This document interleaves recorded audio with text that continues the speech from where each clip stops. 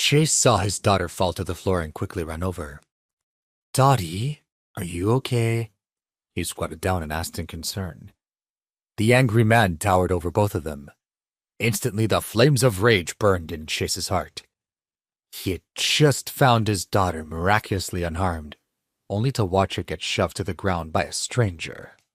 He abruptly stood up from the ground, pointed at Mark, and asked, "Did you just have the nerve to hurt my daughter?" Mark sized him up and narrowed his eyes. "Oh, so you're this girl's dad? No wonder she turned out to be so clueless. Apologize to my daughter now." His tone was cold and didn't allow for any rebuttal. Mark didn't want to hear anything from this man. "Do you even know who I am?" "I don't care who you are," Chase said in a low voice. "Even if you're the Pope, you'd still have to apologize to my daughter now." Mark's blood surged. He had never suffered such a rage before. "You want me to apologize?" He pointed at the flowers on the ground and said, "Do you know how much those cost?" Then he pointed to his clothes. "Do you know how much this suit is worth? If you want me to apologize, that's fine, but you have to compensate me." "Sure." Chase found this kind of person easy to deal with it. "Count it out." Mark snorted and immediately said, "These flowers were flown in from Miami. One flower is $14. There were 12 flowers, so that's $170. Then my clothing, custom made, $21,000. Show me $21,170 and I'll apologize immediately." "You know what?" Chase said. "I'll give you 25 grand and apologize to my daughter." At this moment, Mark was stunned. "Buddy," he couldn't help but laugh mockingly. "You think you're so cool, 25,000. Have you ever made that much money in your life?" Seeing that the situation was escalating, Anne came over to help them. "Why don't we just forget about this? It's just water. Your suit will be fine." She wanted to help calm things down. She knew Mark and the temper he had, but she also thought that it was impossible for Chase to have that much money. However, he was determined to prove Mark wrong and didn't take Anne's offer. "No need. What a joke." The man continued to bluster. "Don't you see that Anne here wants to help you get out? If she asked, I'd have to let you and your daughter go. But since you don't know how to appreciate her kindness, I won't let you go so easily. You're gonna compensate me $25,000. If you want to look down on me, fine, I can take it. I don't have to let you bother me.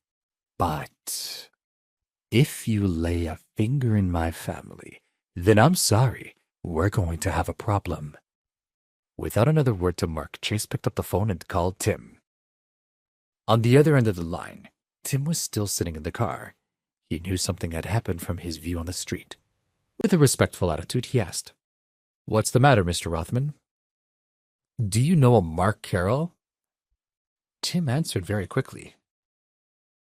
"You're talking about the son of Regal Real Estate's Philip Carroll?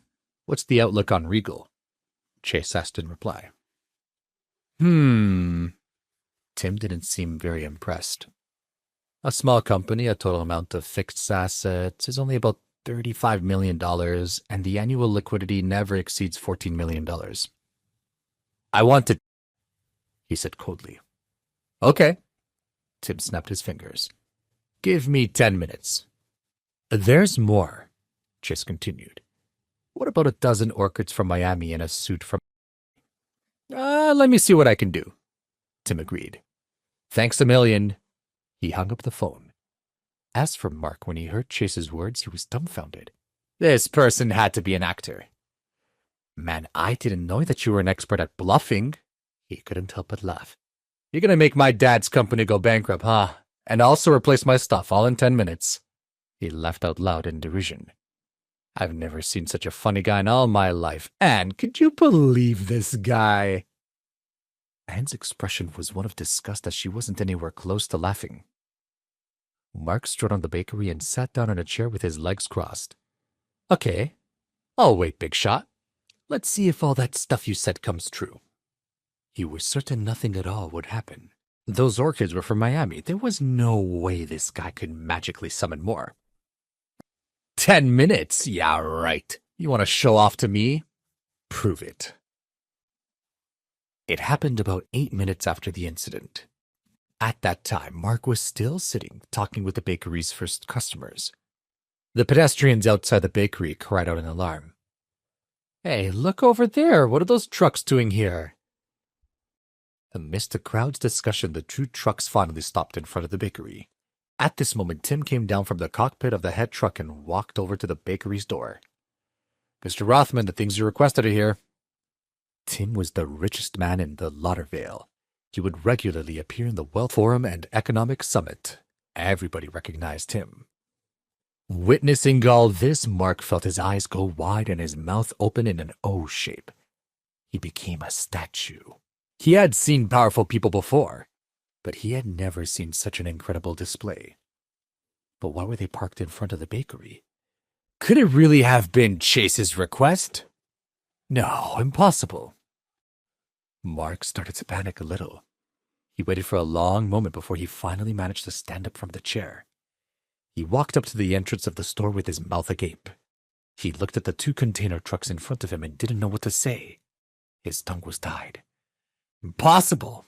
Absolutely impossible. Even his father, a billionaire, couldn't have found Miami orchids within 10 minutes. "Didn't you want me to compensate you?" Chase glanced at Mark, then smiled at Tim. "Open the door." Tim nodded and immediately set the driver to do it. The sound of the door opening was extremely loud, and the sight on the other side was shocking. The truck was lined with shelves, and those shelves held pot after pot of orchids. The second truck was densely packed with clothes hangers. Suits filled the truck from the front to the back, denser than a clothing factory. At this moment, Mark felt like a bolt of lightning had struck his head. He immediately lost all his strength and leaned on the truck's door. "You gotta be kidding me!" "This is impossible," he said aloud. Tim explained proudly. "I happen to own the Southern Aerial Flowers Company, and I also preside over the entire Lauderdale presence. As soon as Mr. Rothman gave the order, I sent these things over." "Thank you." Chase nodded gratefully. As for Mark, he was still in shock with everything before his eyes. He had no idea how to deal with the situation. At this time, a white came down the road. A man in his 50s, dressed in rich clothes, jumped out. He had a nervous expression. He was none other than Mark's father, Philip Carroll, chairman of Regal Real Estate. Right now, he wasn't chairman of anything because his company had gone bankrupt. When Mark saw his father coming over, he immediately rushed to his side as if he were a lifeline. "Dad, you have to help me. It's him." He pointed to Chase.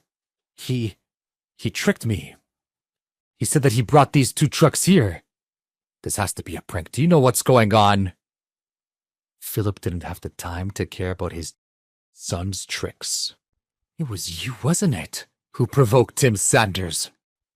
Philip ran over to Tim and bowed beseechingly. "Mr. Sanders, please reconsider. 10 minutes ago, his Regal Real Estate company was still alive and doing well in the stock market. Within 10 minutes, something happened he couldn't control. The company's value had been reduced to 1,000-fold. 5 minutes later, someone came to his door with a purchase contract and asked him to sign a transfer. Regal Real Estate, originally worth $35 million, was bought by the other party for $35,000. Philip had no way to resist. In the contract, he saw the name of the buyer, Tim Sanders. Now the man was standing right here. The man who had delivered the contract to him had given Philip an explanation why all this was happening. "This is because your son offended my friend." Please subscribe to the Pocket FM YouTube channel and press the bell icon for instant notification. Check out our channel for more such exciting shows.